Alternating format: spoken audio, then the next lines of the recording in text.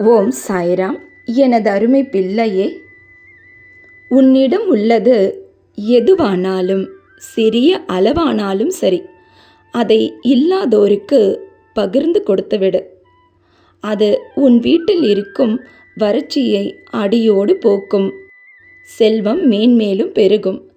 அதை விடுத்து மறைத்து வைத்து இல்லை என்று வருவோருக்கு கடிந்து கொண்டு இல்லை என்று சொன்னால் வறுமை நிலை மேன்மேலும் நீடிக்கும். இருப்பதையும் இழப்பாய். ஆனால் நீ தானமாக கொடுப்பது யாருக்கு கொடுக்கிறாய் என்பதை பொறுத்துதான் இது சாத்தியம்.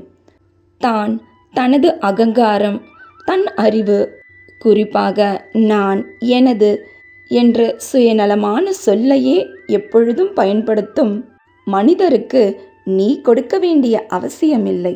என்னுடைய மற்ற பிள்ளைகளான ஆதரவற்றவர்கள், என்னையே நம்பியிருக்கும் தாய் தந்தையை இழந்தவர்கள், எல்லோராலும் கைவிடப்பட்ட பெரியவர்கள், இவர்களுக்கு உன்னால் முடிந்த உதவியோ உணவோ உடையோ நேரம் காலம் பாராது தானம் செய்தால் அது உனக்கே பன்மடங்காக திரும்பி வரும்.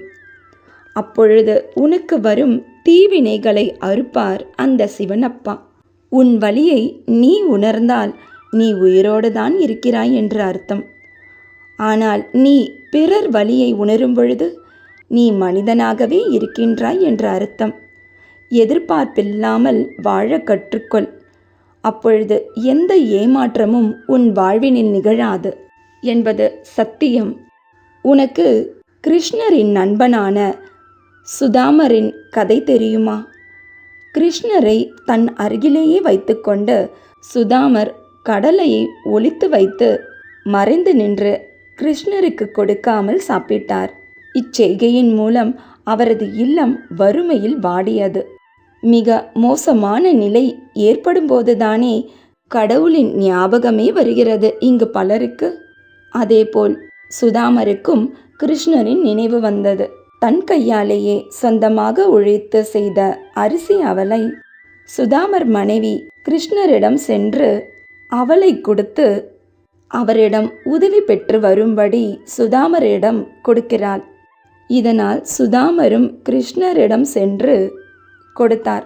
சில நாட்களிலேயே சுதாமரின் வீட்டில் செல்வம் கொழித்தது. குபேரனின் ஆசியும் பெற்றது. இதைத்தான் நானும் உனக்கு சொல்கிறேன். உதவி யாருக்கு செய்கிறாய் என்பது மிகவும் முக்கியம்.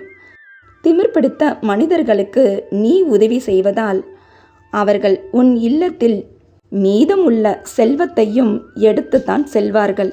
மேலும் உன்னிடம் நன்றாக பழகுபவர்கள் நீ நன்றாக இருப்பாய் என்று வாயார சொன்னால் தயவு செய்து அதை மட்டும் நம்பிவிடாதே. அவர்கள்தான் உண்மையிலேயே உன் செல்வத்தை உனக்கு தெரியாமலேயே திருடி செல்வார்கள். இவர்களிடம் இருந்து நீ விலகியே இரு.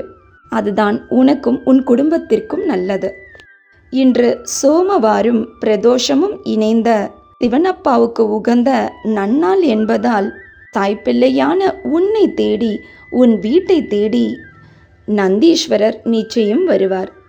அவருக்கு பிடித்த வாழைப்பழம் குறைந்தது 2வது அல்லது உன்னால் முடிந்தால் அதற்கு மேலும் சரி கொடுத்து நந்தீஸ்வரரின் ஆசையை பெற்று உன் விருப்பம் ஒன்றை இன்றே நிறைவேற்றிக்கொள்.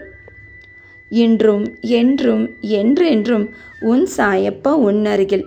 வாழ்க வையகம், வாழ்க வளமுடன். ஜெய் சாய்ராம்.